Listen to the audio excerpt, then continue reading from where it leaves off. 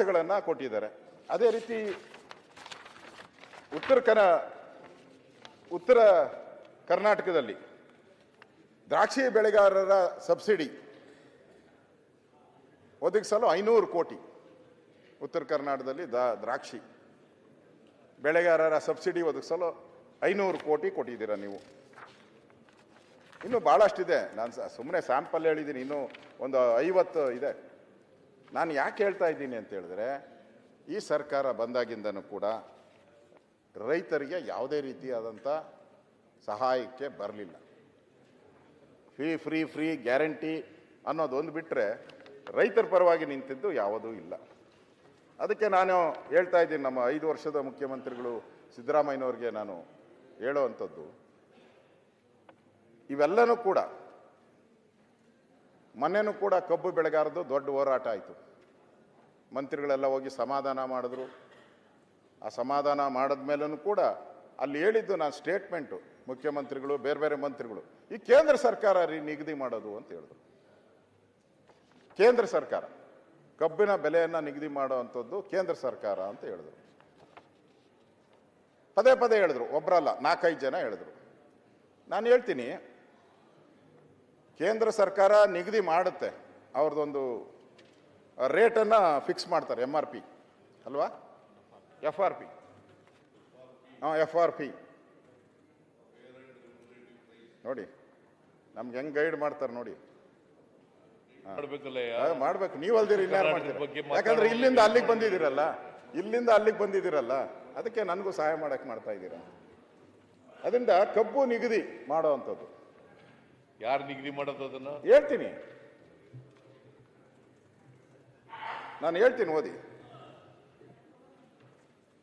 ಕಬ್ಬು ಆಧರಿಸಿದ ಬೆಲೆಯನ್ನ ಒಂದ್ಸರಿ ಕೇಂದ್ರ ನಿಗದಿ ಮಾಡಿದ್ಮೇಲೆ ಅದಕ್ಕೆ ಏನಾದರೂ ಹೆಚ್ಚುವರಿ ಕೊಡಬೇಕಾದ್ರೆ ಅದು ರಾಜ್ಯ ಸರ್ಕಾರಗಳೇ ಕೊಡಬೇಕು ಅಂತೇಳಿ ಕೋರ್ಟ್ ಆರ್ಡರ್ ಇದೆ. ಕೋರ್ಟ್ ಆರ್ಡರ್ ಕಾಪಿನೂ ತಂದಿದ್ದೀನಿ. ಓದು ಅಂದರೆ ಕೋರ್ಟ್ ಆರ್ಡರ್ ಕಾಪಿನೂ ಓದ್ತೀನಿ. ಓದಿ ಸರ್. ಕೋರ್ಟ್ ಆರ್ಡರ್ ಕಾಪಿನೂ ಇದೆ. ಹೆಚ್ಚುವರಿಯಾಗಿ ಏನು advised price which is always higher than the minimum price fixed by the central government, then and therefore there is no conflict ಅಂತಾನೂ ಇದೆ. ಅಂದರೆ ಸೆಂಟ್ರಲ್ ಗೌರ್ಮೆಂಟ್ ಫಿಕ್ಸ್ ಮಾಡಿದ್ಮೇಲೆ ಹೈಯರ್ ಪ್ರೈಸ್ ಏನು ಕೊಡ್ತೀರಾ ಅದು ರಾಜ್ಯ ಸರ್ಕಾರ ಫಿಕ್ಸ್ ಮಾಡಬೇಕು ಅಂತ ಅದು ಇದೆ. Civil appeal number 7508 west UP sugar mills association and state of Uttar Pradesh and others. ಇದ್ರ ಕಾಪಿ ನಿಮ್ಮ ಹತ್ರ ಇದೆ, ಕೊಡ್ತೀನಿ ನಾನು. ರಾಜ್ಯ ಸರ್ಕಾರನೇ ಹೆಚ್ಚುವರಿಯಾಗಿ ಕೊಡಬೇಕು ಅಂತೇಳಿ ಕೋರ್ಟ್ ಆದೇಶ ಬಂದಿದೆ. ಇಲ್ಲಿ ಪದೇ ಕೇಂದ್ರ ಸರ್ಕಾರದ ಮೇಲೆ ಒಂಥರ ಗೂಬೆ ಕೂಸುವಂಥ ಕೆಲಸವನ್ನು ಮಾಡ್ತಾ ಇದ್ದಾರೆ. ಅದು ನಾನು ಹೇಳುವಂಥದ್ದು. ಅದರಿಂದ ಇಷ್ಟಾದರೂ ಪರವಾಗಿಲ್ಲ ಅಧ್ಯಕ್ಷರೇ, ಪ್ರಧಾನಿಗಳಿಗೆ ಮನವಿ ಮಾಡಬೇಕು. ಸಚಿವರು, ಕೃಷಿ ಸಚಿವರು ಯಾರಾದರೂ ಹೋಗಿ ಮುಖ್ಯಮಂತ್ರಿಗಳು ಭೇಟಿ ಮಾಡಿ, ಕೇಂದ್ರ ಸಚಿವರನ್ನ ಭೇಟಿ ಮಾಡಿ, ನಾನು ನೋಡಿರೋ ಅಂಥದ್ದು ಪದ್ಧತಿ ಅದು ಇರೋದು. ಹೋಗಿ ಅಪಾಯಿಂಟ್ಮೆಂಟ್ ತಗೊಂಡು ಭೇಟಿ ಮಾಡ್ತಾರೆ, ಕೊಡ್ತಾರೆ, ಬಿಡ್ತಾರೆ, ಆಮೇಲೆ ಲೇಟ್ ಆಗ್ಬೋದು, ಕೊಟ್ಟಿದ್ದಾರೆ ಇದುವರೆಗೂ. ಆದರೆ ಇಲ್ಲಿ ವಿಶೇಷ ಅಂತ ಹೇಳಿದ್ರೆ ನಮ್ಮೊಬ್ಬ ಸಚಿವರು ದಿನೇಶ್ ಗುಂಡೂರಾವ್ ಅವರು ಏರ್ಪೋರ್ಟಲ್ಲಿ ನಾವೆಲ್ಲ ಪ್ರೋಟೋಕಾಲಲ್ಲಿ ಶೇಕ್ ಹ್ಯಾಂಡ್ ಕೊಡಕ್ಕೆ ಹೋಗ್ತೀರಿ, ನಮಸ್ಕಾರ, ಅಲ್ಲೋಗಿ ಮನವಿ ಕೊಡ್ತಾರೆ. ಇದೇನು ಕಾಟಾಚಾರಕ್ಕೆ ಕೊಡುವಂಥದ್ದ? ಒಂದು ಗೌರವ ಇಲ್ವಾ? ಒಂದು ರಾಜ್ಯ ಸರ್ಕಾರ ಒಂದು ಗೌರವಯುತವಾದಂಥ ಸಂಸ್ಥೆ, ಎಲೆಕ್ಟೆಡ್ ಸಂಸ್ಥೆ, ನೀವು ಕೊಡಬೇಕಾದ್ರೆ ಅದಕ್ಕೊಂದು ಗೌರವವಾದಂಥ ಸ್ಥಳ, ಆ ಸ್ಥಳದಲ್ಲಾದರೂ ಕೊಡಬೇಕು. ಏರ್ಪೋರ್ಟಲ್ಲಿ ಹಿಡಿದು ನೀವು ಪ್ರೋಟೋಕಾಲಲ್ಲಿ ಶೇಕ್ ಹ್ಯಾಂಡ್ ಕೊಡುವಂಥ ಸಂದರ್ಭದಲ್ಲಿ ನೀವು ಕಾಟಾಚಾರ ಕೊಟ್ರಿ ಅಂತ ಹೇಳ್ಬೇಕಷ್ಟೇ ಅವ್ರಿಗೆ. ಇದು ರಾಜ್ಯಕ್ಕೂ ಅವಮಾನ, ಬೇರೆಯವ್ರಿಗೂ ಅವಮಾನ ಮಾಡ್ದಂಗೆ ಅನಿಸ್ತದೆ.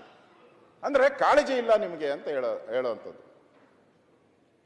ಆದ್ದರಿಂದ ಇಲ್ಲಿ ಉತ್ತರ ಕರ್ನಾಟಕದ ದ್ರಾಕ್ಷಿ ಬೆಳೆಗಾರರ ಕಣ್ಣೀರು ತೊಳಿಬೇಕಾಯ್ತು ಸರ್ಕಾರ. ಸಬ್ಸಿಡಿ 500 ಕೋಟಿ ಕೊಡ್ತೀನಿ ಅಂದರು, ಪ್ರಣಾಳಿಕೆಯಲ್ಲಿ ಹೇಳಿದ್ರು, ಅದಕ್ಕೆ ಇಲ್ಲ. ಅದು ಫೋಟೋ ಕೊಟ್ಟಿರೋದು ಆಯ್ತು, ದಿನೇಶ್ ಗುಂಡೂರಾವ್ ಅವರೋಗಿ ಫ್ಲೈಟಿಂದ ಇಳಿದಾಗ ಕೊಟ್ಟಿರೋ ಫೋಟೋ ಇದು. ಅದು ಅವಶ್ಯಕತೆ ಇಲ್ಲ ಅಂತ ನಾನು ತಿಳ್ಕೊಂಡಿದ್ದೀನಿ. ನನಗನ್ಸುತ್ತೆ ಇವೆಲ್ಲನೂ ಕೂಡ ಸರ್ಕಾರ ಚುನಾವಣೆಗೆ ಮುಂಚೆ ನೀವೇನು ಹೇಳಿದ್ರಿ, ಚುನಾವಣೆ ಆದ್ಮೇಲೆ ಯಾಕೆ ಬರ್ತೀರಿ ಸಿದ್ದರಾಮಯ್ಯನವರೇ ಅಂತ ನಾವು ಕೇಳ್ತಾ ಇದ್ದೀರಿ ಮುಖ್ಯಮಂತ್ರಿ.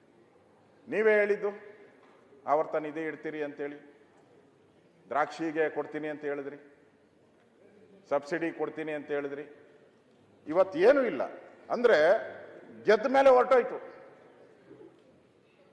ಗೆದ್ದ ಮೇಲೆ ಹೊರಟೋಯ್ತು. ಅದೇನೋ ಹೇಳ್ತಾರಲ್ಲ, ಏಣಿ ಹತ್ತದ ಮೇಲೆ ಏಣಿನ ಎಗರ್ಸ್ ಒದ್ರಂತೆ. ಮೊನ್ನೆ ಹೇಳೋದು ಬೇಡ, ಏನೋ ದೇವೇಗೌಡರು ಏನೋ ಪ್ರೆಸ್ ಮೀಟ್ ಮಾಡಿದ್ರು.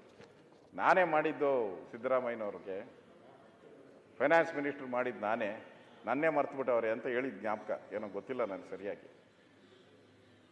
ಹಂಗಾಗೋಯ್ತು ಇಲ್ಲಿ. ಅವ್ರು ಬಿಡಿ, ಏನೋ ಮಾಡ್ಕೊಂಡೆ, ಅದು ಪಾಲಿಟಿಕ್ಸು, ಅವ್ರದ್ದು ಗುರು ಶಿಷ್ಯರ ಸಂಬಂಧ ಏನಾನ ಹಾಕೊಳ್ಳಿ. ಈಗ ದೂರ ದೂರ ಆಗವ್ರೆ ವೈರಿಗಳು, ಅದು ಬೇರೆ ಪ್ರಶ್ನೆ. ಅಷ್ಟಿದ್ರು ಮೊನ್ನೆ ಹೋಗಿದ್ರು, ಆರೋಗ್ಯ ವಿಚಾರಣೆ ಮಾಡಕ್ಕೆ ಹೋಗಿದ್ರು. ಆ ಪ್ರೀತಿ ಹಳೆ ಪ್ರೀತಿಯಿಂದ ಹೋಗಿದ್ದಾರೆ, ಅದು ಬೇರೆ ಪ್ರಶ್ನೆ. ಆದ್ರೆ ಇಲ್ಲಿ ರೈತರಿಗೆ ಯಾಕೆ ಮೋಸ ಮಾಡಿದ್ರಿ? ನೀವೇ ಹೇಳಿ, ರೈತರಿಗೆ ಯಾಕೆ ಮೋಸ ಮಾಡಿದ್ರಿ? ನೀವು ಕೊಡ್ಬೇಕಾಗಿತ್ತಲ್ಲ. ನುಡಿದಂತೆ ನಡೆದ ಸರ್ಕಾರ 20-30 ಕೋಟಿ ಖರ್ಚು ಮಾಡಿದ್ರಿ.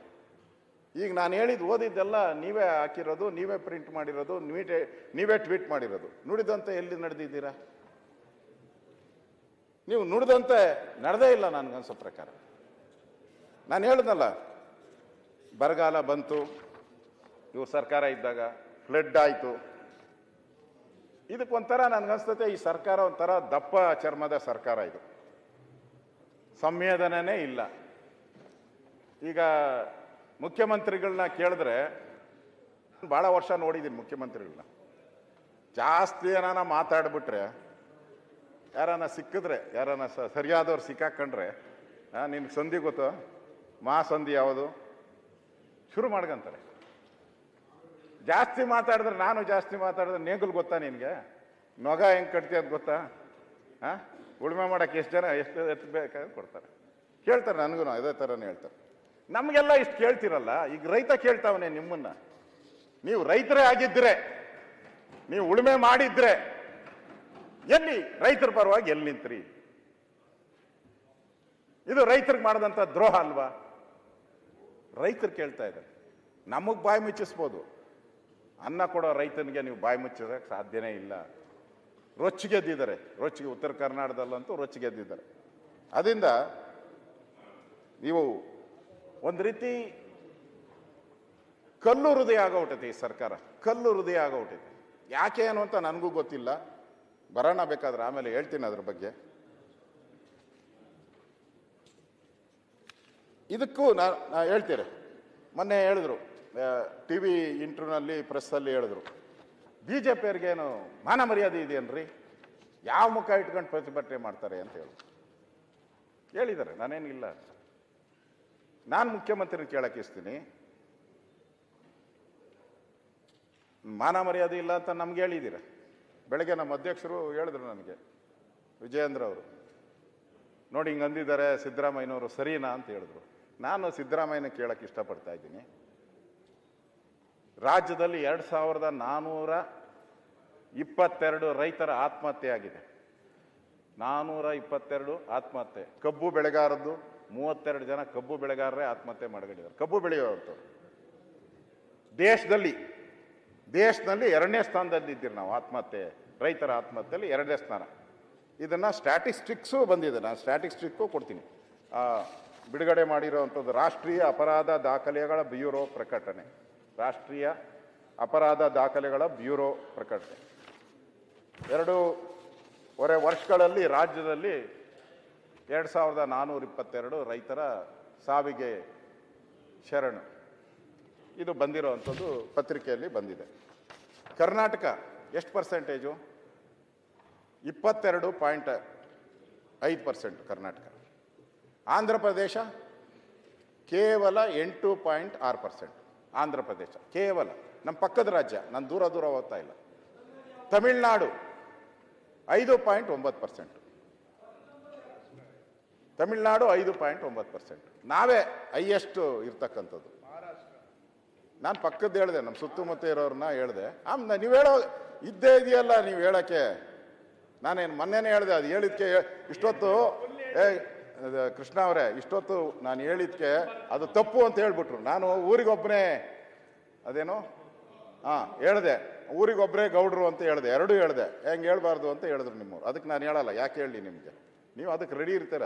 ಹೇಳ್ಬಿಟ್ಟೆ ಹಿಂಗೆ ನಾನು ನೋಡ್ತೀನಲ್ಲ, ಸಿದ್ದರಾಮಯ್ಯನವ್ರು ಇಳಿದೋಗವಾಗ ನಿಮ್ಗೆ ಹೇಳ್ಬಿಟ್ಟು ಹೋಗ್ತಾರೆ, ರೆಡಿ ಮಾಡ್ಕೊಳಪ್ಪ ಅಂತ ಹೇಳ್ಬಿಟ್ಟು ಓಡ್ತಾರೆ. 100% ನನಗೂ ಗೊತ್ತಿದೆ. ಅದು ಇದು ಆತ್ಮಹತ್ಯೆಯ ಪ್ರೋಗ್ರೆಸಿವ್ ರಿಪೋರ್ಟ್ ಕಾಂಗ್ರೆಸ್ ಸರ್ಕಾರದ ಮಾರ್ಕ್ಸ್ ಕಾರ್ಡ್ ಇದು. ಒಂದು ಸರ್ಕಾರನ ಅಳಿಯೋದು ಹೆಂಗೆ ಅಳಿತೀರ ಒಂದು ಸರ್ಕಾರನ? ಇಷ್ಟು ಜನ ರೈತರ ಆತ್ಮಹತ್ಯೆ ಮಾಡ್ಕೊಂಡ್ರೆ ಈ ಸರ್ಕಾರದ ಮಾರ್ಕ್ಸ್ ಕಾರ್ಡನ್ನು ಇದನ್ನು ನಾನು ಓದಿದ್ದೀನಿ. ಇಷ್ಟು ಮಾರ್ಕ್ಸ್ ಇವ್ರಿಗೆ ಬಂದಿದೆ. ಇದು ರೈತರ ಪರವಾದಂಥ, ಉತ್ತರ ಕರ್ನಾಟಕದ ಅಭಿವೃದ್ಧಿ ಪರವಾದಂಥ ಸರ್ಕಾರ ಅಂತ ಯಾವ ಮುಖ ಇಟ್ಕೊಂಡು ಹೇಳ್ಬೇಕು ನೀವು ಕಾಂಗ್ರೆಸ್ ಅವರು? ಯಾಕೆ ಹೇಳ್ಬೇಕಾಗ್ತದೆ? ನೀವು ನನಗನ್ಸ್ತತೆ ಒಂಥರ ಇನ್ನೂ ಗ್ಯಾರಂಟಿ ಭ್ರಮೆಗಳಿಂದ ಇವ್ರು ಆಚೆ ಬಂದೇ ಇಲ್ಲ. ನಾವು 2000 ಕೊಟ್ಬಿಟ್ರೆ, ಬಸ್ ಫ್ರೀ ಕೊಟ್ಬಿಟ್ರೆ ಎಲ್ಲ ಸಾಧ್ಯನೇ ಇಲ್ಲ. ಸಿದ್ದರಾಮಯ್ಯನವರು ಆರ್ಥಿಕ ತಜ್ಞರು ಯಾರೋ ಹೇಳಿಕೆ ಮಾತು ಕೇಳ್ಕೊಂಡು ಮಾಡಿದ್ದಾರೆ ಅಂತ ಅನಿಸ್ತೈತೆ. ಪಕ್ಕದ ನಮ್ಮ ತೆಲಂಗಾಣ ನಮ್ದು 10 ಪಟ್ಟು ಕೊಟ್ಟಿದ್ರು ಅವರು, ಇವ್ರು 5 ಕೊಟ್ಟರು, ಅವ್ರು 20 ಕೊಟ್ಟಿದ್ರು. 20 ಮನೆ ಬಾಗಿಲಿಗೆ ಎಲ್ಲ ಕೊಟ್ಟರು, ಬೋರ್ಡ್ಗಿಲ್ದಂಗೆ ಹೊರಟೋದ್ರು ಅವರು. ಜಗಮೋಹನ್ ಅವರು. ನಾನಲ್ಲಿ ಒಂದು ಸರ್ವೆ ಕೇಳಿದ್ದೆ ನಾನು. ಆ ಸರ್ವೆಯಲ್ಲಿ ಅವರು ಅಲ್ಲಿ ಗ್ರಾಮ ಪಂಚಾಯತಿ ಸದಸ್ಯನಿರ್ತದಲ್ಲ, 3 ಪೈಸದ ನಯ ಪೈಸದ ಬೆಲೆ ಇರಲ್ಲ. MLA ಅಂತೂ ಮುಖ್ಯಮಂತ್ರಿ ನೋಡಕ್ ಸಾಧ್ಯನೇ ಇಲ್ಲ, ಅಪಾಯಿಂಟ್ಮೆಂಟೇ ಇಲ್ಲ MLAಗಳಿಗಲ್ಲಿ. ಆದರೆ ಮುಖ್ಯಮಂತ್ರಿ ಒಬ್ಬನ್ನ ನೇಮಕ ಮಾಡೋರು, ಒಬ್ಬರನ್ನ ಆ ಹಳ್ಳಿಯಲ್ಲಿ, ಪ್ರತಿ ಹಳ್ಳಿಯಲ್ಲಿ ಅವನೇ ಪ್ರತಿಯೊಂದನ್ನು ತಗೊಂಡು ಕೊಟ್ಬಿಡೋನು ಮನೆಗೆ. ಪ್ರತಿ ಮನೆಗೂ ಓಲ್ಡ್ ಏಜ್ ಪೆನ್ಷನ್ ಬೇಕಾ, ವಿಡೋ ಪೆನ್ಷನ್ ಬೇಕಾ, 2000 ರೂಪಾಯಿ ಫ್ರೀ ಬೇಕಾ, ಸೈಕಲ್ ಎಲ್ಲ ತಗೊಂಡೋಗಿ ಕೊಟ್ಟ. ಆದರೂ ಗೋವಿಂದ, ಜನಕ್ಕೆ ನೀವು ಫ್ರೀ ಕೊಡೋ ಅಂಥದ್ದು ಖುಷಿ ಇರ್ಬೋದನ್ನ, ಆದರೆ ಅದೇ ಸರ್ವಸ್ವ ಅಲ್ಲ ಅನ್ನೋದನ್ನು ಕೂಡ ನಾನು ತಿಳುವಳಿಕೆಯನ್ನು ಹೇಳ್ತಾ ಇದ್ದೀನಿ. ನನಗನ್ಸ್ತೈತೆ ನಿಮಗೆ ರೈತರಿಗೆ ಕೊಡೋಕ್ಕೆ ಇವತ್ತು ಹಣ ಕಾಣಿಸ್ತಾ ಇಲ್ಲ. ನಿಮಗೆ ರೈತರು ಕೊಡೋಕ್ಕೆ ನಿಮ್ಮ ಹತ್ರ ಹಣ ಇಲ್ಲ. ಖಜಾನೆ ಫುಲ್ ಖಾಲಿ. ಕಾಂಗ್ರೆಸ್ ಸರ್ಕಾರ ಫುಲ್ ಜಾಲಿ ಮೂಡಲ್ಲಿ ಬಂದಿದೆ. ಬೆಳಗಾವಿಗೂ ಹಂಗೆ ಜಾಲಿ ಮೂಡಲ್ಲಿ ಬಂದವರೆಲ್ಲ. ಖಜಾನೆ ಅಂತೂ ಖಾಲಿಯಾಗಿದೆ. ನಾನು ಹೆಸರು ಹೇಳಲ್ಲ, ಸುಮ್ಮನೆ ಹೇಳಿದ್ರೆ ಅವ್ರಿಗೆಲ್ಲ ಇದಾಗುತ್ತೆ. ನನ್ನ ಫೈನಾನ್ಸ್ ಡಿಪಾರ್ಟ್ಮೆಂಟಲ್ಲಿ ನಮಗೂ ಗೊತ್ತಿದೆ, ಅವ್ರಿಗೂ ಗೊತ್ತಿದೆ, ನಮಗೂ ಗೊತ್ತಿದೆ. ಯಾರೇ ಸರ್ಕಾರ ಮಾಡಿದ್ರು ನಾವು ಮಾಡಿರ್ತೀರಿ, ಅವರು ಮಾಡಿರ್ತೀರಿ. ನಮಗೊಂದಷ್ಟು ಜನ ಅಧಿಕಾರಿಗಳು ಪರಿಚಯ ಇರ್ತಾರೆ, ಅವ್ರಿಗೊಂದಷ್ಟು ಜನತಾದಳದವ್ರು ಎಲ್ಲರಿಗೂ ಗೊತ್ತಿರ್ತದೆ. ಮೆಸೇಜ್ಗಳು ಅವ್ರಿಗಿಂತ ಮುಂಚೆ ನಮಗೆ ಹೊಡಿತಾರೆ. ಕೇಳಿದೆ ನಾನು ಅವ್ರನ್ನ, ಏನಪ್ಪ ಅಂತ. ಇನ್ನು 6 ತಿಂಗಳು ಏನು ಮುಟ್ಟಂಗಿಲ್ಲ ಸರ್ ಅಂತದ್ದು. ದುಡ್ಡಿಲ್ಲ ನಮ್ಮ ಹತ್ರ. ಪಾಪ ಪರಮೇಶ್ವರ್ ಅವರು ಅಪ್ಲಿಕೇಶನ್ ಹಾಕಿದ್ದೆ 1 ಲಕ್ಷ ಜನಕ್ಕೆ ಅಪಾಯಿಂಟ್ಮೆಂಟ್ ಕೊಡ್ಬೋದು ಅಂತ. ಅಷ್ಟು ಖಾಲಿ ಇದೆ ಇದರ ಡಿಪಾರ್ಟ್ಮೆಂಟಲ್ಲಿ. ಜೈಲಿಗೆ ಅಪಾಯಿಂಟ್ಮೆಂಟ್ ನಾನು ಓದ್ತೀನಿ ಅದನ್ನ, ಇನ್ನು ಸಬ್ಜೆಕ್ಟ್ ನಾಳೆಗೆ ನಿಮ್ಗೆ ರೆಸ್ಟ್ ಕೊಟ್ಟಿದ್ದೀರಿ, ಸೋಮವಾರ ಆದಮೇಲೆ ನಿಮ್ಮ ಸಬ್ಜೆಕ್ಟ್. ಅಪಾಯಿಂಟ್ಮೆಂಟ್ ಮಾಡೋಕ್ಕಾಗ್ತಾ ಇಲ್ಲ. CCTV ಕ್ಯಾಮ್ರಾ ಅಳವಡೆ ಮಾಡೋಕ್ಕೆ ಹಣ ಇಲ್ಲ. ನಾನು ಹೇಳ್ತಾ ಇರೋದು ನನಗೆ ಬಂದಿರೋ, ವಿರೋಧ ಪಕ್ಷದ ನಾಯಕರು ಬಂದಿರೋ ವರದಿಯನ್ನು ನಾನು ಹೇಳ್ತಾ ಇದ್ದೀನಿ. ಅದರಿಂದ ಇಲ್ಲಿ ನಮ್ಮ ಕೃಷ್ಣ ಬೈರೇಗೌಡರು ಕೂಡ ಅವರು ಚಾಣಕ್ಯರಿದ್ದಾರೆ, ಏನು ಕಡಿಮೆ ಏನಿಲ್ಲ. ಮುಂದಕ್ಕೆ ತಳ್ಳೋದು ಹೆಂಗೆ, ಆನ್ಸರ್ ಕೊಡೋದು ಹೆಂಗೆ ನೋಡಿ ಕಲಿಬೇಕು ಅವ್ರ ಹತ್ರ. ಬರ ಬಂತಲ್ಲ, ಬಂತು ಅಂತಂದ್ರು. ನಾವೆಲ್ಲ ಬಂದೇ ಬಿಡ್ತಾನೋ ಅಂತಂದ್ರೆ 2 ತಿಂಗಳು ಮುಂದೆ ಹಾಕಿದ್ರು ಬರನ ಘೋಷಣೆ ಮಾಡೋಕ್ಕೆ. ಆಮೇಲೆ ಬರ ಅಂದರೆ 2 ತಿಂಗಳು ಸೇವ್ ಮಾಡ್ಕೊಂಡ್ರು. ದುಡ್ಡು ಇರಲಿಲ್ಲಲ್ಲ, ದುಡ್ಡು ಸೇವ್ ಮಾಡುವಂಥದ್ದು ಇದು. ಅಂದರೆ ನಾನು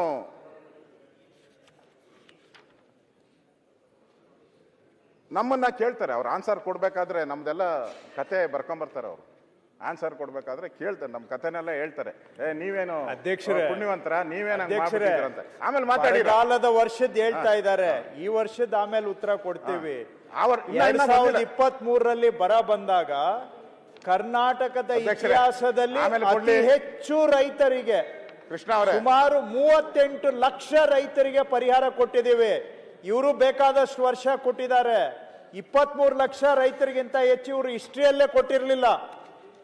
ಮೊದಲನೇ ವರ್ಷ ನಮ್ಮ ಸರ್ಕಾರ ಬಂದಾಗ, ಬರಗಾಲ ಬಂದಾಗ 38 ಲಕ್ಷ ರೈತರಿಗೆ ನಾವು ಪರಿಹಾರ ಕೊಟ್ಟಿದ್ದು ಹೈಯೆಸ್ಟ್ ಕರ್ನಾಟಕದ ಇತಿಹಾಸದಲ್ಲಿ. ಮುಂದಕ್ಕೆ ಹಾಕಿದ್ರು ಅಂತಾರಲ್ಲ, ನಾವು ಸುಪ್ರೀಂ ಕೋರ್ಟ್ ಕೇಸ್ ಹಾಕಿದ್ವಿ ಸೆಂಟ್ರಲ್ ಗವರ್ಮೆಂಟ್ ಮೇಲೆ, ಇವರು ಟೈಮ್ಗೆ ಡಿಕ್ಲೇರ್ ಮಾಡಿಲ್ಲ ಅಂತ ಹೇಳ್ಬೇಕಾಗಿತ್ತು ಸುಪ್ರೀಂ ಕೋರ್ಟ್ ಅಲ್ಲಿ, ನಾವು ಸಮಯಕ್ಕೆ ಸರಿಯಾಗಿ ಮಾಡಿಲ್ಲ ಅಂತ ಹೇಳಿದ್ರೆ ಅಂತ. ಸುಪ್ರೀಂ ಕೋರ್ಟ್ ಅಲ್ಲಿ ಬಂದ್ಬಿಟ್ಟು ಕೈ ಮುಟ್ಕೊಂಡ್ಬಿಟ್ಟು ಒಂದು ವಾರ ಟೈಮ್ ಕೊಡಿ, ದುಡ್ಡು ರಿಲೀಸ್ ಮಾಡ್ತೀವಿ ಅಂತ ಒಪ್ಕೊಂಡು ಬಿಟ್ರು. ಅಲ್ಲಿವರೆಗೂ ನಾವು ಸುಪ್ರೀಂ ಕೋರ್ಟ್ ಹೋಗೋವರೆಗೆ ಒಂದು ಪೈಸಾ ನಮ್ಮ ರಾಜ್ಯಕ್ಕೆ ಬರೋ ಹಣ ಕೊಡಕ್ಕಾಗಿರ್ಲಿಲ್ಲ ಅವ್ರ ಕೈಲಿ, ಕೊಡಿ ಅಂತ ಕೇಳಕ್ಕಾಗ್ಲಿಲ್ಲ ಇವ್ರ ಕೈಲಿ ರಾಜ್ಯದ ಪರವಾಗಿ. ಮಾತಾಡ್ತಾರೆ, ಉತ್ತರ ಕೊಡೋಕೆ ಏನ್ ಕೊಡ್ತೀರಾ?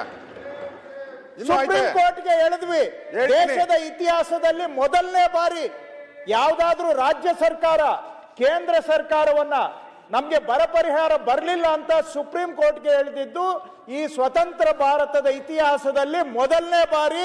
ಅದು ನಮ್ಮ ಕರ್ನಾಟಕ ಸರ್ಕಾರ ನಮ್ಮ ರೈತರ ಪರವಾಗಿ, ಅಲ್ಲಿ ಫೈಟ್ ಮಾಡಿ ನಾವು ದುಡ್ಡು ತಗೊಂಡು ಬಂದು ರೈತರಿಗೆ ಪರಿಹಾರ ಕೊಟ್ಟಿದ್ದೇವೆ. ಈ ಕಡೆ ನೋಡಿ, ಎಲ್ಲೂ ನಾವು ಒಂದು ಪೈಸಾ ಕಡಿಮೆ ಮಾಡಿಲ್ಲ, ಕಡಿಮೆ ಮಾಡಿಲ್ಲ. ಅಧ್ಯಕ್ಷರೇ, ಅವರು ಉತ್ತರ ಕೊಡಂಗಿದ್ರೆ ನಾನು ಕೂತ್ಕೊಂತೀನಿ. ನಾನು ಪ್ರತಿ ಮಾತಾಡ್ತೀನಲ್ಲ, ಉತ್ತರ ಕೊಟ್ಬಿಟ್ರೆ ಕೊನೆಯಲ್ಲಿ ಮುಖ್ಯಮಂತ್ರಿಗಳು ಕೊಡೋದೇನು ಇರಲ್ಲ. ನೀವು ಮಾತಾಡುವಾಗ ನಮ್ಮ ಸರ್ಕಾರ ತಪ್ಪು ಮಾಡಿತ್ತು ಅಂತ ಹೇಳ್ತೀರಲ್ಲ, ಹೇಳಿ. ಅವಾಗ ನಮ್ಮ ಸರ್ಕಾರ ಏನ್ ತಪ್ಪು ಮಾಡಿತ್ತು ಅಂತ ಹೇಳಿ, ನಾವು ಕೇಳಕ್ ಸಿದ್ಧ ಇದ್ದೀರಿ.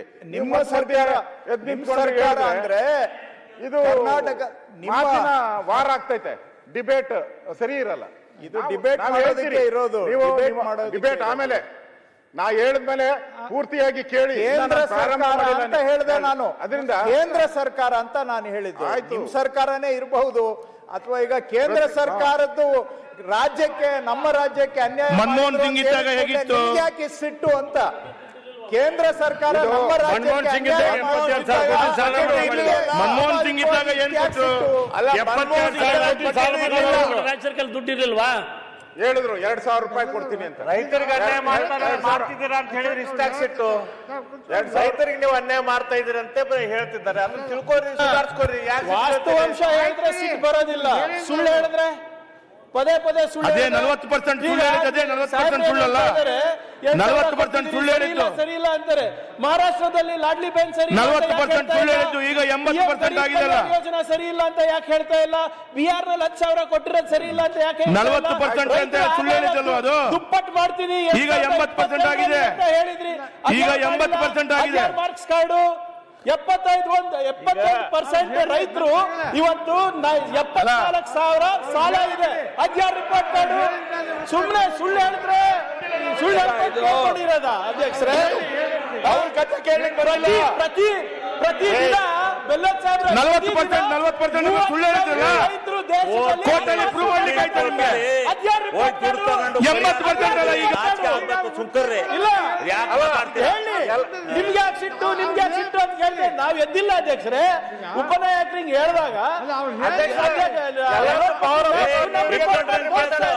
ಪ್ರತಿ ವರ್ಷ ಆಡಳಿತ ಮಾಡುವವರಿಗೆ ಕೇಳುವ ತಾಳ್ಮೆ ಬೇಕ್ರಿ. ಆಡಳಿತ ಮಾಡುವವರಿಗೆ ಕೇಳುವ ತಾಳ್ಮೆ ಬೇಕು. 16 ರಿಪೋರ್ಟ್ ಕಾರ್ಡು. ಇಲ್ಲಿ ಸ್ತ್ರೀ ಶಕ್ತಿ ಯಾವ್ದು ನಿಮ್ಮ ಗೃಹಲಕ್ಷ್ಮಿ ಚೆನ್ನಾಗಿಲ್ಲ ಅಂದ್ರೆ ಅಲ್ಲಿ ಲಾಡ್ಲಿ ಬೇನಾನು ಚೆನ್ನಾಗಿಲ್ಲ ಅಂತ ಹೇಳಿ ಒಪ್ಕೋತೀವಿ. ಯಾವಾಗ ಅದು ಮಾಸ್ಟರ್ ಸ್ಟ್ರೋಕ್. ಇಲ್ದಿದ್ರೆ ನಮ್ಗೆ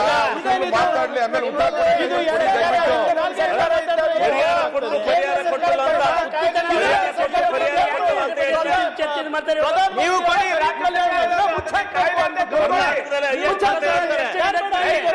ಮೊದಲು ಕೊಡಿ ದುಡ್ಡನ್ನ ಅಂತ ಹೇಳ್ತಾರೆ. ಶಿವಲಿಂಗ ಗೌಡರು ನಿಮ್ಗೆ ಅರ್ಥ ಆಗಲ್ಲ ಅದು ಬಿಡಿ. ನಿಮ್ಗೆ ಅರ್ಥ ಆಗಲ್ಲ. ಆ ಈಗಲೇ ಚರ್ಚೆ ಮಾಡೋಣ. ನೀವೇನ್ ಅರ್ಥ ಆಗಲ್ಲ, ಕೂತ್ಕೊಳ್ಳಿ. ಇವತ್ತೇನಾರ ಕರ್ನಾಟಕ ನಿಮ್ಗೆ ಅರ್ಥ ಆಗಲ್ಲ.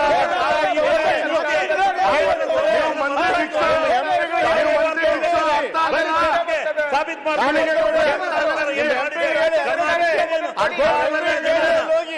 ಅಂಕಿಅಂಶ ನಿಮ್ಗೆ ಅರ್ಥ ಆಗಲ್ಲ. ಏನೇನ್ ಮಾಡಿದೆ ಕೇಂದ್ರ ಸರ್ಕಾರ ನಿಮ್ಗೆ ಅರ್ಥ ಆಗಲ್ಲ. ಈ ತರ ಮಂತ್ರಾಲೋಚನೆ ಮಾಡೋದಲ್ಲ ಕೇಂದ್ರ. ಎಲ್ಲ ಟ್ಯಾಕ್ಸ್ ಮಜಾ ಮಾಡ್ತಾ ಇದ್ದಾರೆ ನಿಮ್ಗೆ ಅಧ್ಯಕ್ಷರೇ.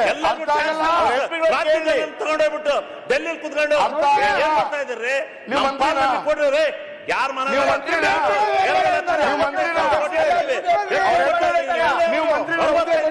ಕೊಡ್ತಾ ಇದ್ರಿ? ಬಲ್ರಿ ಚರ್ಚ್ಗೆ ಎಲ್ಲ ತೇರ್ಸ್ತಾರೆ. ಬನ್ನಿ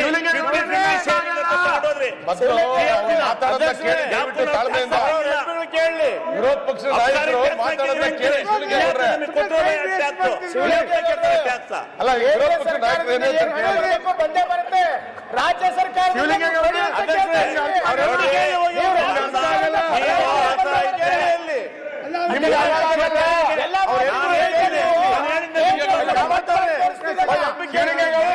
ನಿಮ್ಗೆ ಅರ್ಥ ಆಗಲ್ಲ.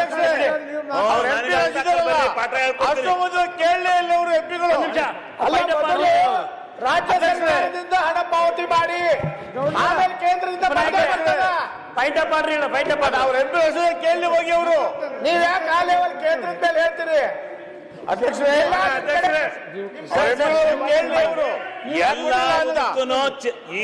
ಈ ರಾಜ್ಯಕ್ಕೆ ಅನ್ಯಾಯ ಆಗಿದೆ, ಇವತ್ತು ಜನಗಳಿಗೆ ಅನ್ಯಾಯ ಆಗಿದ್ರೆ ಕೇಂದ್ರ ಪುರಸ್ಕೃತ ಅರ್ಥ ಆಗಲ್ಲ ಶಿವಲಿಂಗೇಗೌಡ್ರೆ. ಇಡೀ ಕರ್ನಾಟಕ ರಾಜ್ಯದ ಎಲ್ಲಾ ಯೋಜನೆ ಶಿವಲಿಂಗೇಗೌಡ್ರೆ ನಿಮ್ಗೆ ಅರ್ಥ ಆಗಲ್ಲ, ಅದು ಬಿಡಿ. ಹೌಸಿಂಗ್ ಕೊಪ್ರಿ ಅಲ್ಲ, ಅದು ಕೊಪ್ರಿ ಅಲ್ಲ. ಮಾಡಾಕಿದ್ರಿ ಫಸಲ್ ಬಿಮಾ ಯೋಜನೆ, ಅದು ರೈತರಿಗೆ ಪರಿಹಾರ, ಇನ್ಶೂರೆನ್ಸ್ ಮಾಡಿದ್ರಿ ಅವ್ರಿಗೆ. ಮಾನ್ಯ ಅಧ್ಯಕ್ಷರೇ, ಉಪಾಧ್ಯಕ್ಷರೇ, ನಾಯಕರು ಅರ್ಥ ಆಗಲ್ಲ ಮಾತಾಡಿದ್ರೆ ಏನ್ ಮಾಡೋದು ನಾವು ಹೇಳಿ? ಸುರೇಶ ಅಲ್ಲ ನೀವು ಎಲ್ಲರೂ ಹೇಳ್ತಿರ್ತೀರಿ ಮತ್ತೆ ಉತ್ತರ ಹೆಂಗೆ ಅವ್ರ ನಾ ಯಾರಿಗೂ ಅವಕಾಶ ಕೊಟ್ಟಿಲ್ಲ. ಆಡಳಿತ ಪಕ್ಷದವರು ವಿರೋಧ ಪಕ್ಷದವರಾಗಿ ಮಾಡ್ತಾರೆ. ಮಾತಾಡಿದ ಮೇಲೆ ಉತ್ತರ ಕೊಡುವಾಗ ಹೇಳ್ತಾರೆ, ತಾವು ದಯವಿಟ್ಟು ಕುತ್ಕೊಳ್ಳಿ. ಮಾನ್ಯ ಉಪಾಧ್ಯಕ್ಷರೇ, ನಮ್ಗೆ ನಮ್ಮೆಲ್ಲರ ಪರವಾಗಿ ನಿಮಗೊಂದು ಬೇಡ, ವಿನಂತಿ. ಅವ್ರು ಮಾತಾಡಿ ಅಲ್ಲ, ಒಂದೇ ಅವ್ರು ವಿನಂತಿ. ಮಾತಾಡಿ. ಅವರು ಒಂದ್ ವಿನಂತಿ, ಹೇಳ್ದಾಗಿಲ್ಲ. ಒಂದ್ ನಿಮಿಷ ಕೇಳ್ರಿ. ಒಂದ ವಿನಂತಿ.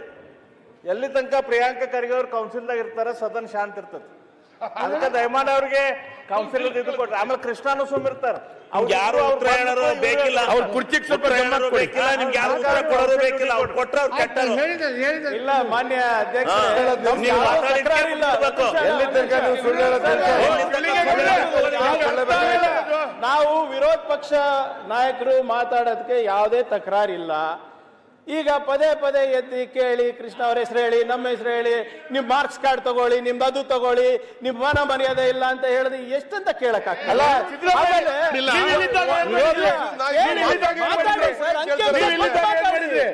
ಅಂಕಿಅಂಶ ಕೊಟ್ಟು ಮಾತಾಡಿ. ಈಗ ವಿರೋಧ ಪಕ್ಷದ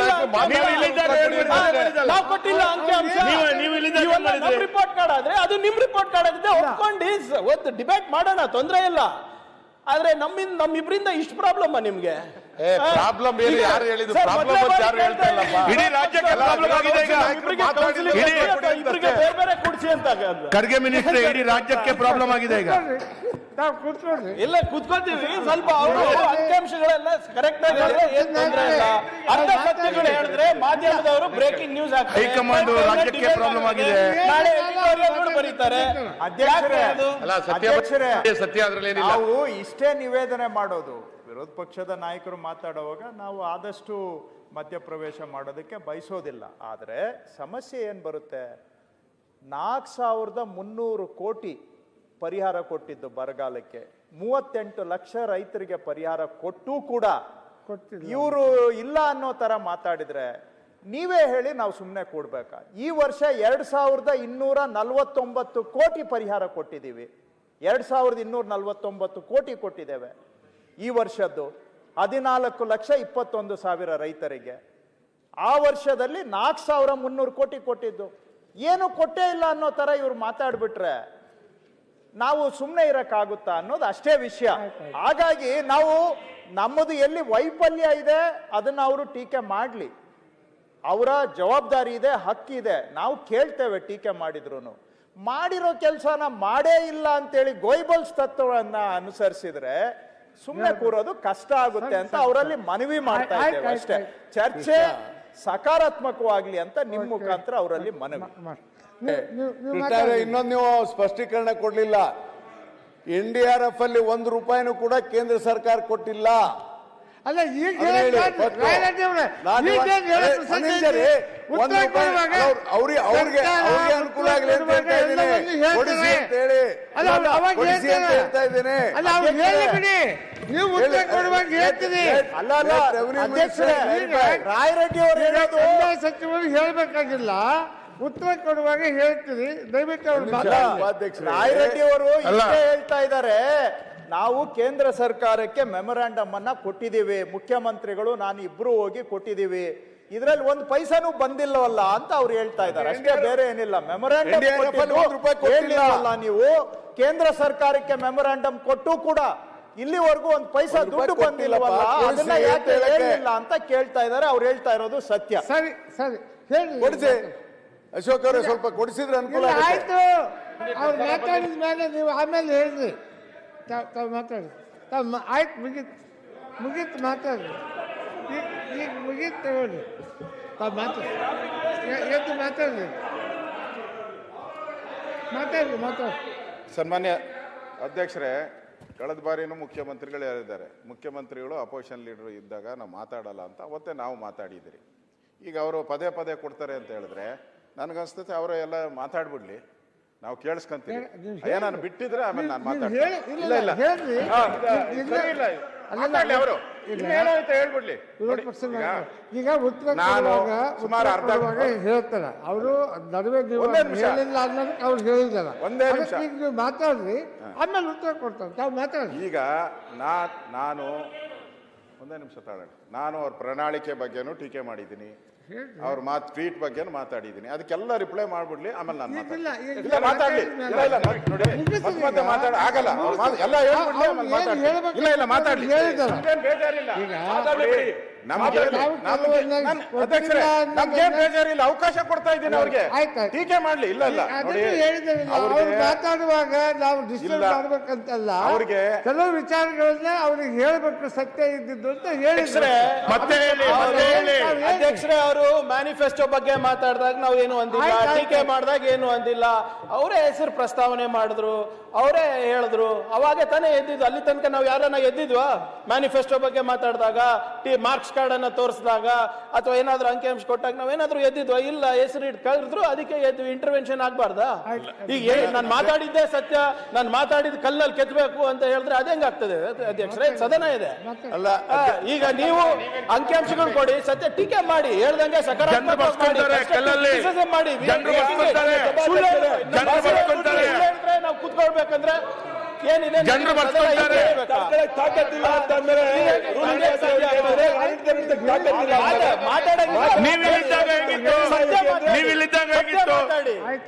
ಆಡಳಿತ ನಡೆಸೋರು ವಿರೋಧ ಪಕ್ಷ ಸಲಹೆ ತಗೊಳ್ಳಿ ದಯವಿಟ್ಟು.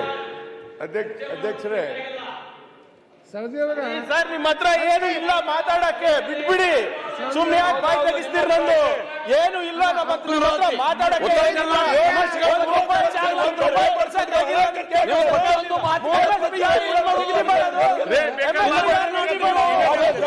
MSP ಯಾರು ನಿಗದಿ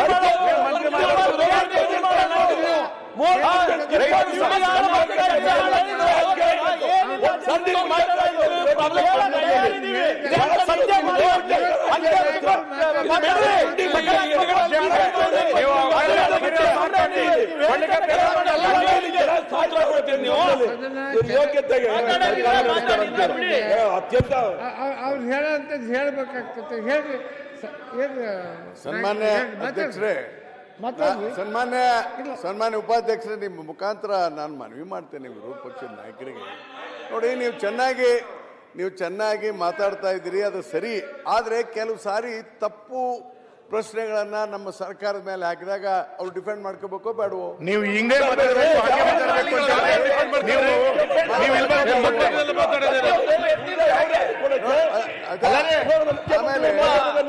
ನೀವು ಇಲ್ಲಿದ್ದಾಗ ಏನ್ ಮಾತಾಡಿದ್ರಿ? ಅಧ್ಯಕ್ಷರೇ, ರಾಜ್ಯ ಸರ್ಕಾರ ಪರಿಹಾರ ಕೊಡ್ಲೇ ಇಲ್ಲ ಅಂದ್ರೆ ತಪ್ಪಾಗಲ್ವಾ? ನೋಡಿ, there are SDMF, state disaster management fund ಇದೆ. There is a ratio, state government 25% ಬರುತ್ತೆ, ಗೌರ್ಮೆಂಟ್ ಆಫ್ ಇಂಡಿಯಾ ಅದಕ್ಕೆ ಸ್ವಲ್ಪ ಹಣ ಕೊಡುತ್ತೆ. ಅದಲ್ಲದೆ ಎಕ್ಸ್ಟ್ರಾ ಹಣವನ್ನು ಕೂಡ ನಮ್ಮ ರಾಜ್ಯ ಬೊಕ್ಕಸದಿಂದ ಮಾನ್ಯ ಮುಖ್ಯಮಂತ್ರಿಗಳು ಪರಿಹಾರವನ್ನು ಕೊಟ್ಟಿದ್ದಾರೆ. ಆದರೆ ಹ್ಯೂಜ್ ವ್ಯಾಲ್ಯೂಮ್ ಇದ್ದಾಗ there is a national disaster management ಕೊಡಲೇಬೇಕಾಗ್ತದೆ ಕೇಂದ್ರ ಸರ್ಕಾರ. ಅದಕ್ಕೆ ಮುಖ್ಯಮಂತ್ರಿಗಳು ಸ್ವತಃ ಪ್ರಧಾನಮಂತ್ರಿಗಳನ್ನ ಅಲಾಂಗ್ ವಿತ್ ರೆವಿನ್ಯೂ ಮಿನಿಸ್ಟರ್ ಭೇಟಿ ಮಾಡಿ ದೇ ಹ್ಯಾವ್ ಗಿವನ್ 2 ಮೆಮೊರಂಡಮ್ಸ್. ಒಂದು ರಾಜ್ಯ ಸರ್ಕಾರ ರೈತರಿಗೆ ಪರಿಹಾರ ಕೊಡಬೇಕಾದದ್ದು, ಇನ್ನೊಂದು ನಮ್ಮ ರಾಜ್ಯದ ಆಸ್ತಿ ಪಾಸ್ತಿ ಸಾರ್ವಜನಿಕ ಹಾನಿಯಾಗಿದ್ದು ಕೊಟ್ಟಿದ್ದಾರೆ. ಆದ್ರೆ ಇವತ್ತಿನವರೆಗೂ ಕೇಂದ್ರ ಸರ್ಕಾರ ₹1 ಕೊಟ್ಟಿಲ್ಲ. ಅದನ್ನ ಕೊಡಿಸಿ ಅಂತ ನಾನು ವಿರೋಧ ಪಕ್ಷಕ್ಕೆ ಮನವಿ ಮಾಡ್ತೇನೆ. ಪ್ಲೀಸ್ ದಯವಿಟ್ಟು ಕೊಡಿಸಿ ಅದನ್ನ. ಪರಿಹಾರ ಅಶೋಕ್ ಅವ್ರು ನಿಂದಿಸ್ಕೊಂಡ ಕೊಡ್ರಿ, ಕೇಂದ್ರ ಸರ್ಕಾರದಿಂದ ಕೊಡಿಸಿದ್ರೆ. ಮಾನ್ಯ ಸಭಾಧ್ಯಕ್ಷರೇ, ಎಲ್ರಿಗೂ ಮಾತ್ರ ರಾಯರೆಡ್ಡಿಗೆ ಹೇಳಿದ್ರೆ ಸರಿಗಿದೆ ಅಂತ, ಎಲ್ರದ್ದು ಸರಿ ಇದೆ ಅಂತ ನೀವು ಕೂತ್ಕೊಂಡು ರಕ್ಷಣೆ ಮಾಡಿ ಅವ್ರನ್ನ. ಸಮಾಧಾನ ಕೂತಿದ್ದಾರೆ ರಕ್ಷಣೆ ಅವಕಾಶ ಕೊಟ್ಟಮೇಲೆ ನೀವು ವಿರೋಧ ಪಕ್ಷ ನಾಯಕರು ಮಾತಾಡ್ತಾರೆ, ಯಾರು ಮಾತಾಡಬಾರ್ದು, ಅದಕ್ಕೆ ಸಮಯ ಇದೆ, ಮುಖ್ಯಮಂತ್ರಿ ಉತ್ತರ ಕೊಡ್ತಾರೆ. ಪಕ್ಷದ ನಾಯಕರು ಮಾತಾಡ್ತಾರೆ. ನೀವು ಸರಿಯಾದ ಔಷಧ ನಡೆಸಿಲ್ಲ. ವಿರೋಧ ಪಕ್ಷದ ಒಂದು ಜನತೆ ಗೌರವ, ಜನತೆ ಗೌರವ ನಮಗೂ ಕೊಡ್ತದೆ ಅಂತ ನಾನು ಹೇಳ್ತಾ ಇದ್ದೇನೆ. ಎಲ್ಲಾದ್ರೂ ಇದ್ರೆ ಕೊಟ್ಟಿವಿ ಅಂತ ಹೇಳಿ. ಒಂದ್ ಕೆಲಸ ಮಾಡೋಣ, ಹೇಳಿ. ಅವ್ರ ಕಡೆ ಇಷ್ಟೆಲ್ಲ ಅಧಿಕಾರಿಗಳು ಅದಾರ, ಎಲ್ಲ ಅವ್ರಿಗೆ NGO ಗಿಂಜುಗಳು ಅಡ್ವೈಸ್ ಮಾಡೋರು ಅದಾರ. ನಮ್ಮ ವಿರೋಧ ಪಕ್ಷ ನಾಯಕರು ಏನ್ ಮಾತಾಡ್ಬೇಕಂತ ಅವ್ರು ಬರೆದು ಕೊಟ್ಬಿಡ್ಲಿ, ಅದನ್ನ ಮಾತಾಡ್ತಾರೆ. ಬೇಡ ಬೇಡ, ಅವ್ರೇನ್ ಹೇಳ್ತಾರ ಅದನ್ನ ಮಾತಾಡ್ತಾರೆ ನಮ್ಮ ವಿರೋಧ ಪಕ್ಷ ನಾಯಕರು. ಮಾತಾಡ್ತೀರಿ ಮತ್ತೆಲ್ಲ ನೀವು ಮಾತಾಡ್ಬೇಕು, ನೀವು ಜನರಿಗೆ ಹೇಳ್ರಿ. ತಾವು ಕಷ್ಟದಿಂದ ಮ್ಯಾಲ ಬಂದವ್ರದಿರಿ. ಮಳಿ ಆಗಿ ಎಲ್ಲಾರ ಮನಿ ಬಿದ್ದಾಗ ಎಂತ ಕಷ್ಟ ಇದ್ರು ಕೂಡ ಯಡಿಯೂರಪ್ಪನವ್ರು ₹5 ಲಕ್ಷ ಒಂದ್ ಮನಿ ಕೊಟ್ರ ಆ ಟೈಮ್ದಾಗ. ಈ ಸರ್ಕಾರ ಅದನ್ನ ಹೇಳತ್ತಾರ ಅವರು. 2.5 ವರ್ಷ ನೀವೇನ್ ಮಾಡಿರಂತೆ ನೀವು ಉತ್ತರದಾಗ ಹೇಳ್ರಿಲ್ಲ. ಹೇಳಿ ಅವರು ಮನೆ ಫ್ಲಡ್ ಬಂದು ಮನ್ಯಾಗ ನೀರ್ ಹೊತ್ತಿದ್ರೆ ಎಲ್ಲಾರ್ಗು ಒಮ್ಮೆಗೆ ₹10,000 ಹೋದಲ್ ಕೊಟ್ರು. ಬಿದ್ದು ಮನೆಗಳಿಗೆ ₹5 ಲಕ್ಷ ಕೊಟ್ರು. ನಮ್ ಸರ್ಕಾರ ನಾವು ಅದನ್ನೆಲ್ಲ ಮಾಡಿದ್ವಿ, ನೀವೇನ್ ಮಾಡಿಲ್ಲಲ್ಲಪ್ಪ ಅಂತ ಹೇಳಿದ್ರೆ ನೀವು ಉತ್ತರ ಕೊಡ್ಬೇಕಾದ್ರೆ ಉತ್ತರ ಕೊಡ್ರಿ. ಅದನ್ನ ಬಿಟ್ಟು ನೀವು ಹಿಂಗ ಮಾತಾಡ್ರಿ ಅಂತ ಬರ್ಕೊಟ್ಬಿಡ್ರಿ. ಆಗ್ತಾ ಇಲ್ಲ. ನಿಮ್ ಸರ್ಕಾರದಿಂದ ಕೊಟ್ಟಿಲ್ಲ, ಅದಕ್ಕೆ ನಾವು ಕೋರ್ಟಿಗೆ ಹೋಗಿ ತಂದ್ವಿ ಅಂತ ಅದನ್ನ ಹೇಳಕತ್ತೀವಿ ಅಷ್ಟೇ. ಅವ್ರು ಹಿಂಗ ಮಾಡಿದ್ರಿ ಅಂತ ಹೇಳಿಲ್ಲ. ಅವ್ರೇನ್ ಹಂಗ ಮಾಡ್ರಿ ಹಿಂಗ ಮಾಡ್ರಿ ಅಂತ ಹೇಳಿಲ್ಲ. ಮತ್ ಕೇಳ ತನಕ ಸಮಾಧಾನ ಇರ್ಬೇಕಲ್ಲ. ಜಸ್ಟ್ ಶುರು ಮಾಡ್ಯಾರ ಅವರು. ಆಯ್ತಾಯ್ತು, ಶುರು ಮಾಡಿ.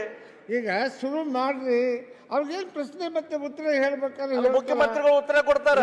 ಆಯ್ತು ಬಿಡಿ, ನಮಗ್ ಗೊತ್ತೈತಿ ಮುಖ್ಯಮಂತ್ರಿಗಳ ಮನಸ್ಸಿಗೆ ಒಂದ್ ಸ್ವಲ್ಪ ಡಿಸ್ಟರ್ಬ್ ಐತಿ. ಅಂದ್ರೂ ಕೂಡ ಕುಂತ ಕೇಳತ್ತಾರ ಅವ್ರು. ಕೇಳಿ ಅವ್ರ ಮನಸ್ಸು ಆ ಕಡೆ ಈ ಕಡೆ ಹೋಗ್ತಿರ್ತದ, ಅಂದ್ರೂ ಅದನ್ನ ಕೇಳ್ತಿದ್ದಾರೆ. ಕೇಳ್ತಾ ಇದಾರೆ.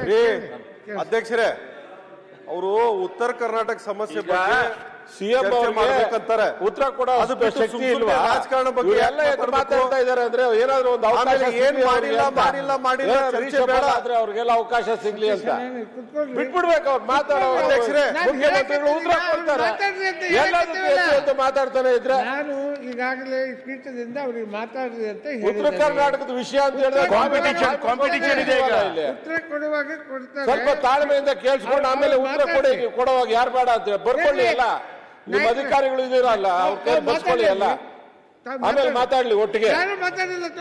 ಸುಮ್ನೆ ಒಂದು ಅವ್ರು ನೋಡಿದ್ರೆ ಪಾಯಿಂಟ್ ಆಫ್ ಆರ್ಡರ್ ಇರ್ತದು, ಅಲ್ಲಿ ನೋಡಿದ್ರೆ ಶಿವಲಿಂಗೋತಾರೆ ಮಾತಾಡೋ ಜಾಸ್ತಿ ಇಲ್ಲ. ನಾವು ಕಷ್ಟದಲ್ಲಿದ್ದೇವೆ. ಕರ್ನಾಟಕದ ಉತ್ತರ ಭಾಗ ನಾವು ಕಷ್ಟದಲ್ಲಿದ್ದೇವೆ. ಅದನ್ನ ಮಾಡಿಲ್ಲ, ಇದನ್ನ ಮಾಡಿಲ್ಲ, ಅದನ್ನ ಮಾಡಿಲ್ಲ, ಇದನ್ನ ಮಾಡಿಲ್ಲ ಅಂತ ಮಾತಾಡೋದು ಬೇಡ. ಏನ್ ಆಗ್ಬೇಕು, ಹೆಂಗ್ ಮಾಡ್ಬೇಕು ಹೇಳಿ. ಅವರು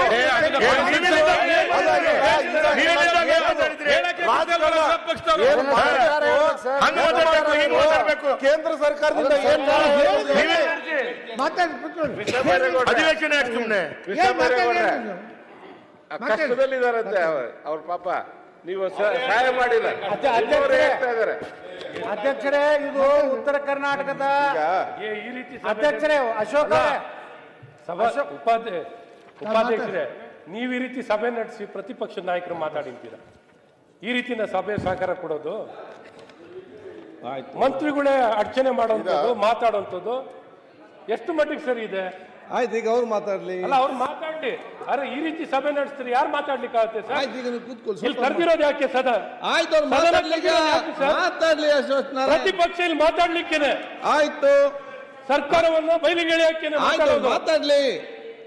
ಸನ್ಮಾನ್ಯ ಅಧ್ಯಕ್ಷರೇ, ಈಗ ಉತ್ತರ ಕರ್ನಾಟಕದ ಬಗ್ಗೆ ಗಂಭೀರವಾಗಿ ಚರ್ಚೆ ನಡೆದಿದೆ. ಆಯ್ತು, ಮತ್ತೆ ಅವರು ನಮ್ಮ ಕೃಷ್ಣ ಬೈರೇಗೌಡರು, ಪ್ರಿಯಾಂಕಾ ಖರ್ಗೆ ಬಹಳ ಅನುಭವಿ ರಾಜಕಾರಣಿಗಳು, ಬಹಳ ಅಧ್ಯಯನಶೀಲರದಾರೆ. ಮುಖ್ಯಮಂತ್ರಿಗಳು, ಮಾನ್ಯ ಮುಖ್ಯಮಂತ್ರಿಗಳು ಉತ್ತರ ಕೊಡೋಕ್ಕಿಂತ ಮುಂಚೆ ಏನೇನು ಹೇಳ್ಬೇಕು ಅವ್ರು ಹೇಳಿ. ತಮ್ಮ ಇಲಾಖೆಯಲ್ಲಿ ನಾವು ಉತ್ತರ ಕರ್ನಾಟಕ ಏನು ಮಾಡಿದ್ದೀವಿ, ಏನಿಲ್ಲ. ಈಗ ವಿರೋಧ ಪಕ್ಷದ ನಾಯಕರು ಏನು ಸರ್ಕಾರದಿಂದ ಆಗಬೇಕಾಗಿದೆ ಅನ್ನೋಂಥ ಸಮಸ್ಯೆಗಳ ಬಗ್ಗೆ, ನೀರಾವರಿ ಬಗ್ಗೆ, ಅನೇಕ ಜ್ವಲಂತ ಸಮಸ್ಯೆ ಬಗ್ಗೆ ಮಾತಾಡ್ತಾ ಇದ್ದಾರೆ. ದಯವಿಟ್ಟು ಅವರು ಸುಮ್ಮ ಕೂತು ಕೇಳುವಂಥದ್ರೆ ಕನಿಷ್ಠ ಸೌಜನ್ಯ ತೋರಿಸಲಿ. ಮೇಲಿಂದ ಮೇಲೆ ಎದ್ದೆದ್ದು ಈಗೇನೋ ಅವ್ರ ನಂತರ ಏನು ಹೊಸ ಯಾರು ಮುಖ್ಯಮಂತ್ರಿ ಆದ್ರೆ ಸಚಿವ ಸಂಪುಟದಿಂದ ತೆಗೆಯುವಂಥ ತಾಕತ್ ಯಾರಿಗೂ ಇಲ್ಲ. ಅವ್ರನ್ನ ತಗೊಂಡೇ ತಗೋತಾರೆ. ಯಾಕೆ ಗಾಬರಿ ಆಗಿ ಈ ರೀತಿ ಒಂದು ಸ್ಪರ್ಧಾತ್ಮಕವಾಗಿ ಈ ತಮ್ಮ ಒಂದು ಚಟುವಟಿಕೆ ತೋರಿಸ್ಲಕತ್ತಾರ ಗೊತ್ತಿಲ್ಲ.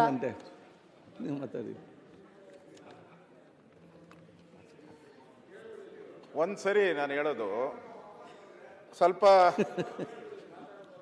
ಇನ್ಮೇಲೆ ಒಂದು ಸ್ವಲ್ಪ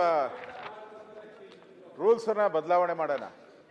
ಇನ್ನು ಮುಂದೆ ಫಸ್ಟು ಅವ್ರು ಮಾತಾಡ್ಬಿಡ್ಲಿ, ಏನೇನು ಆಗಬೇಕು ಅಂತ ಅವ್ರು ಯಾರೋ ಹೇಳಿದ್ರಲ್ಲ, ಅಲ್ಲಿ ಒಬ್ರು ಹೇಳಿದ್ರು, ನಾವೇನು ಕೊಡ್ಬೇಕಂತೆ, ನಾವೇನೇನು ಮಾಡಬೇಕು ಅಂತ ಕೊಡ್ಬೇಕಂತೆ. ಅದಕ್ಕೆ ಅವ್ರಿಗೆಲ್ಲ ಇವಾಗೆ ಇನ್ನೂ 2.5 ವರ್ಷ ಆಗೈತೆ, ಇನ್ನೇ ಉಳಿದಿರೋದು 2 ವರ್ಷ. ಅವಾಗೇ ಭಯ ಬಂದ್ಬಿಟ್ಟೈತೆ. ನಾವು ಟೀಕೆ ಮಾಡೋಕ್ಕೆ ಏನೇನು ತಪ್ಪು ಮಾಡಿದ್ದೀರಾ ಅಂತ ಹೇಳೋಕ್ಕೆ ನಮಗಿರೋ ಮಾಹಿತಿ ನಾವು ಹೇಳ್ತೀರಪ್ಪ. ನಮಗೆ ಎಷ್ಟು ಜ್ಞಾನ ಇದೆಯೋ, ಎಷ್ಟು ವಿದ್ಯೆ ಮಾಡಿದ್ದೀರೋ, ಎಷ್ಟು ಓದಿದ್ದೀರೋ ಅದ್ರ ಮೇಲೆ ನಾವು ಹೇಳ್ತೀರಿ. ನಿಮ್ಗೇನ ಜಾಸ್ತಿ ಜ್ಞಾನ, ಜಾಸ್ತಿ ಬುದ್ಧಿ ಇದ್ದರೆ ಅದನ್ನು ಸ್ವಲ್ಪ ಮುಖ್ಯಮಂತ್ರಿಗೆ ದಾರಿ ಎಳೆದು ಬಿಡ್ರಿ. ಮುಖ್ಯಮಂತ್ರಿ ಕೂತಿರೋವಾಗೆ ಹಿಂಗೆ ಮಾಡ್ತಿರಲ್ಲ ನೀವು, ನಿಮ್ಮ ಜ್ಞಾನನ ಪ್ರದರ್ಶನ ಮಾಡಕ್ಕೆ ಹೋಗ್ತಿರಲ್ಲ. ಹಂಗಾರೆ ಮುಖ್ಯಮಂತ್ರಿ 2 ಸರಿ ಮುಖ್ಯಮಂತ್ರಿ ಆಗಿದ್ದಾರೆ. ಕಾಂಪಿಟಿಷನ್ ಅಶೋಕ್ ಅಲ್ವಾ? ಅವರು ದಾರಿ ಎಳಿತಾ ಇರಲ್ಲ, ಮುಖ್ಯಮಂತ್ರಿಗಳ ದಾರಿ ತಪ್ಪಿಸ್ಲಕತ್ತಾರ. ದಾರಿ ತಪ್ಪಿದ ಮಗ. ಈಗ ಉತ್ತರ ಕನ್ನಡ ಚರ್ಚೆ ಇದೆ. ಈಗ ಅಲ್ಲ ಇದೆ ಸಬ್ಜೆಕ್ಟ್. ನೀವು ಇರ್ಲಿಲ್ಲ, ನಾನು ನನಗಿರೋ ಅಂಕಿಂಶ ಹೇಳದ್ನಪ್ಪ. ನಾನು ತಪ್ಪೇ ಹೇಳೋದು. ಆಯ್ತು, ಅವನು ಈಗ ಪ್ರತಿಭೆ ನಾಲ್ಕು ಆಯ್ತು, ಮಾತಾಡ್ಲಿಕ್ಕೆ ಬಿಡಿ, ಅವರನ್ನು ಮಾತಾಡ್ಲಿ.